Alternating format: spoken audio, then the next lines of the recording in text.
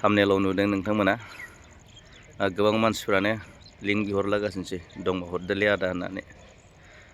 थ' आंनाव गैया बेबायदि लिंकआ। आङो मेसेजाव नुदों, कमेन्ट फरायनासो नुनो मोनदों। गोबां मानसिफ्रा बेनि सोमोन्दै कमेन्ट लिरदों।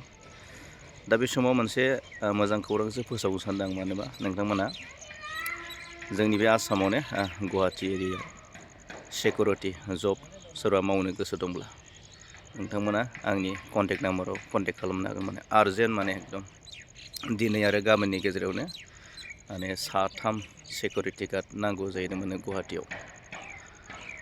जाय माने इन्टारेस्टेड, मावनो गोसो दंब्ला नोंथांमोना कन्टेक्ट खालामनो हागोन आरोना। जायगाया मोजां, रुमनि फेसिलिटि दं, गेस फ्रि, रुम फ्रि, आरो आखायाव थाखा फैसा गैयाब्ला, रां गैयाब्ला दखाननिफ्राय गलानिफ्राय माने एकाउन्ट खुलिनानै जानायनि खाबुखौ होनाय जागोन। थ' आरो डिउटियाबो बेबायदि माने इसेबां गोबां मानसिफ्रानो सानो बिराद खस्थ' जागोन नामा, बेबायदि नङा। माने मा होनदों बेखौ,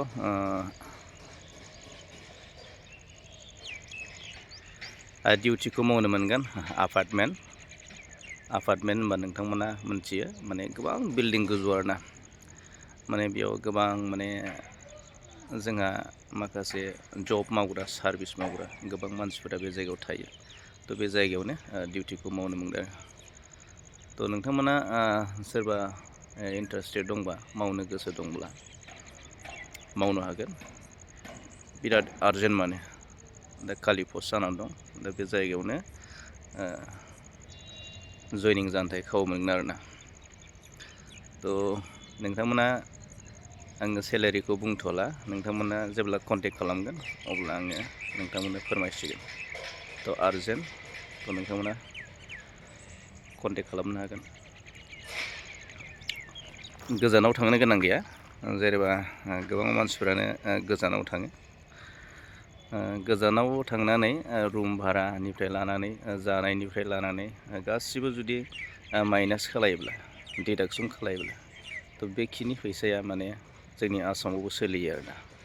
थ' बेखौ नोंथांमोननो फोरमायबाय, जाहाथे जोंनि आसामावबो गोबां सेंग्राफोरा, गोबां मानसिफ्रानो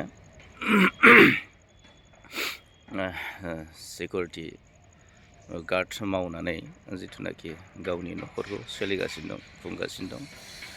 आरो खोब मोजां, इमारजेन्सि आर्जेन्टनि थाखाय न'आवबो थांब्रब फैब्रब खालायनो खाबु दं आरोना, जायगायाव थायोब्ला। थ' नोंथांमोना कन्टेक्ट खालामबानो जाबाय।